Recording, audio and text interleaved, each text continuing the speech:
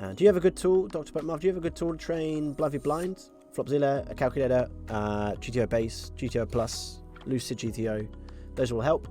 I really like Blind v Blind. I think really like GTO Plus, and then do a bunch of node locks in that spot. And it's really interesting when you think about how people respond, the different strategies you can implement in that situation to take advantage or not.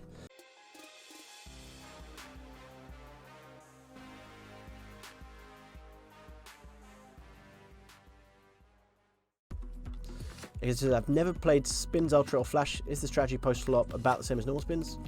Give or take. I mean, obviously you're a lot shallower every time when you're playing spin and go ultras typically, and so what you want to practice changes. But yeah, I mean, it's the same kind of game, you know. A little temper off it, gonna take it down. It looks like. Nice hand, sir. Nice hand. Executive says, I've never played Spins Ultra or Flash. Is the strategy possible about this? So hello to you, by the way.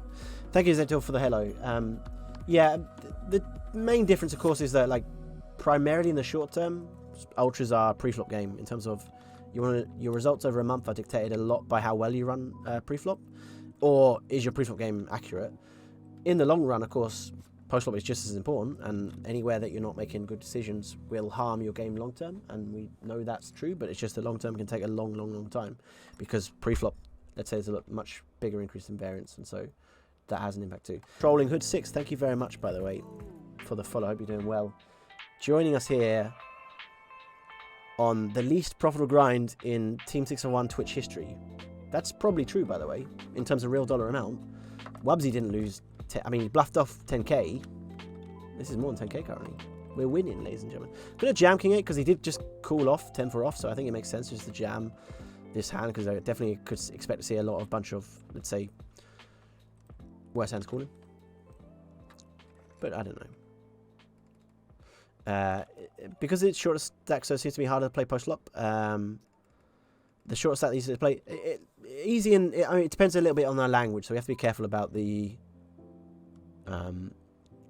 heuristics of what we mean when we say easy to play or harder to play. So it's a little simpler to play, let's say, because obviously when you're playing 6BB effective heads up, you can't raise, re-raise, re-raise, re-raise. You know what I mean? There's only 2 streets of decisions typically, and so there's fewer.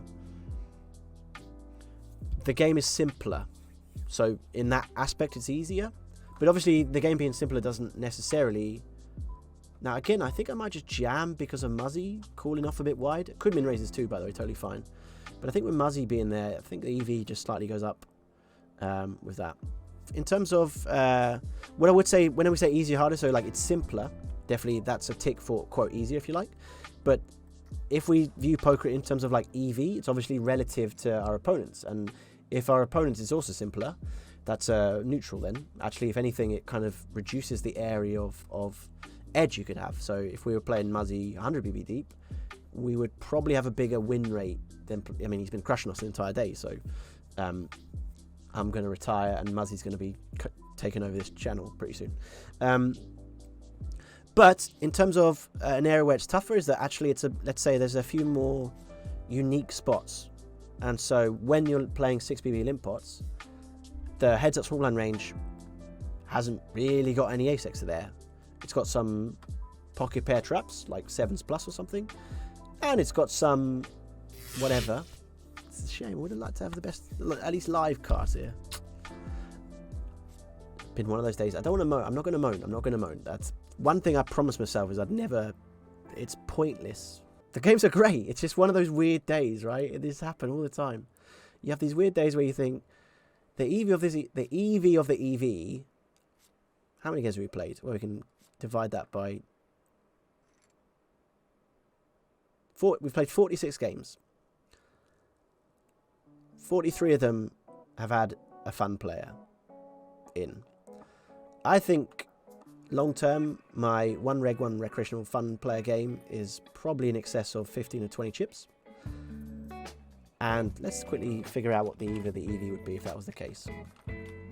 Let's say 18. Let's say 18 chips. I'm going to figure out the EV of the EV, and then we're going to just tell Jack Stack, well, this is how much we should have made. His my 23k loss and minus 7k EV. Alright, we're going to go 18 chips. We're going to leave the rake back as what it always was. So we think the EV of the EV is probably about $1,500 or something. I would guess long term that would be about it, but yeah, we're not doing great. Yeah. Firstly, I would 1/3 stack open some hands against Muzzy. That's definitely an option as well. We haven't had really the hands to do it too frequently, but yeah, definitely agree. If we get an ace king or something, maybe queen jack suited could have been an option as well to do. To be honest. Lennon Play says, a nice test of the mental game, this one. It's a perfect way to view it. It's a perfect way to view it. Now, we've got a game, don't worry. We're still waiting. We're going to play another half an hour. Huevo is back. All right. But very quickly, I think in a 1 reg 1 recreational game, I would say we're at least 20. Which means that if we played 50 games a day or something, see the EV of the EV about 1,400. If it could be more, could be less, but whatever. It's fun to be setting records, ladies and gentlemen. This is our record ever on Team 651. You're all part of 651 history. So give yourselves a pat on the back for staying up so late and making it. 24 Isaacs here. Good luck today, Tom. 24 Isaacs, just have a look at the buys and cashes before you start wishing us luck, yeah? Good luck, mate. Yeah, we need like a 25x or something. It's like break even, by the way. You know, we'll take a 12.5k win. And then we'll only be down 2k. We'll take we'll take 100x. That'll be great. Now, Huevo, again, every time I play Huevo, I'm like, what was he like again? And I can't remember. I'll bloody well get the YouTube up. Let's call. Now, there is some donking on some terms, and this would be a pretty fun one to actually think about, and I'm going to try it. So, I'm going to try a little block donkey. Basically, my reasoning here, before everyone, is I think the small sizing maybe weights him a bit more towards overcards, and if that's the case, then I think we're going to win the lot with this. And if he's got a value hand, we have some out anyway, and the hand's pretty happy to bet fold. Hey, we won, so happy days. There's a pot we probably pick up that if we were very frustrated and like we probably wouldn't have done. So I'm very happy with that decision. Trevor says, I came in here all positive. Oh dear. Oh dear, oh dear, huh? We'll be alright. We'll call the king 2. He's gonna have queen 2 of hearts. He's gonna have his ace queen there. But we're gonna hold. Hey. Well, well, well. How the tables turn. What did we say last stream? Every time we play 3BB effective or 4BB effective against a reg, no one has an edge. But a way you can generate edge is by not getting frustrated. If you get dealt bad cards and have to fold all the time.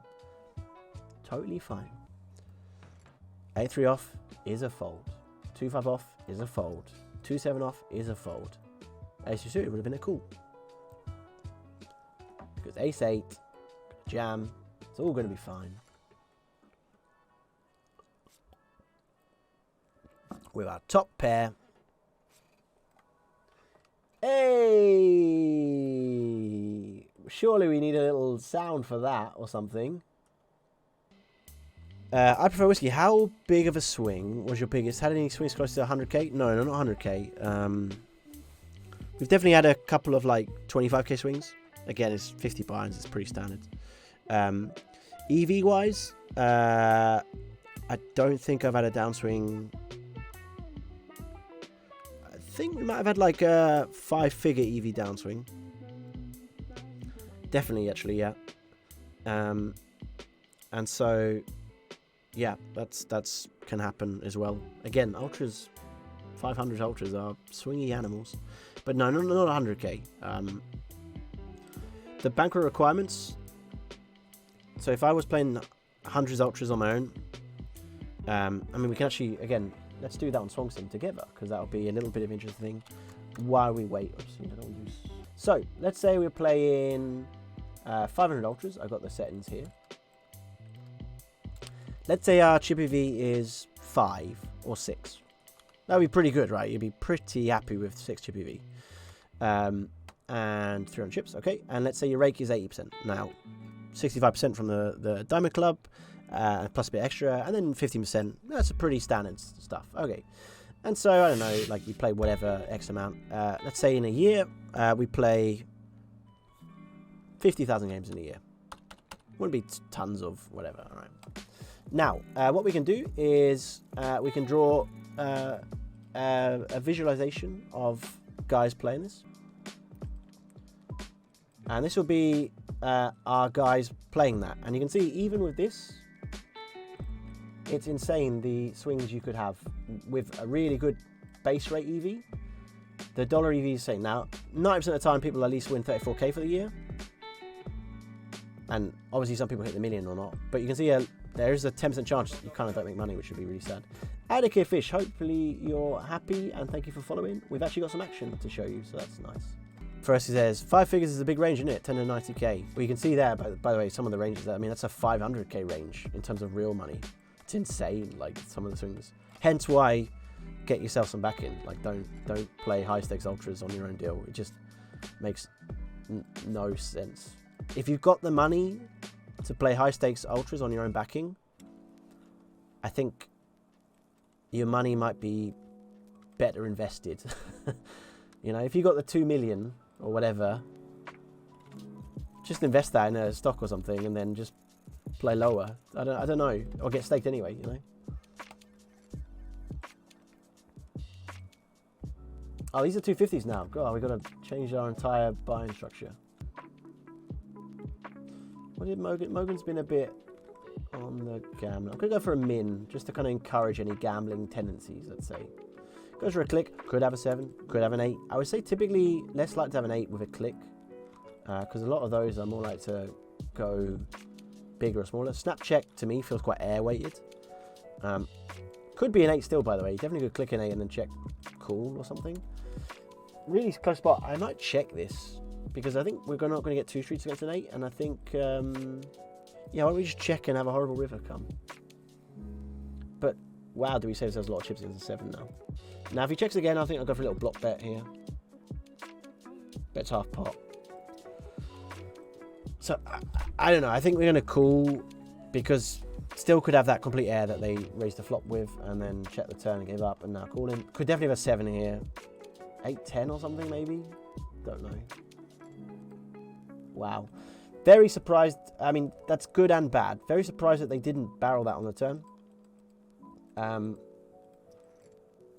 Not surprised they check raise the flop, but it does suggest if the check raise in that, they're going to have bunches of other hands that they check raise and then presumably they're not bluffing all their air.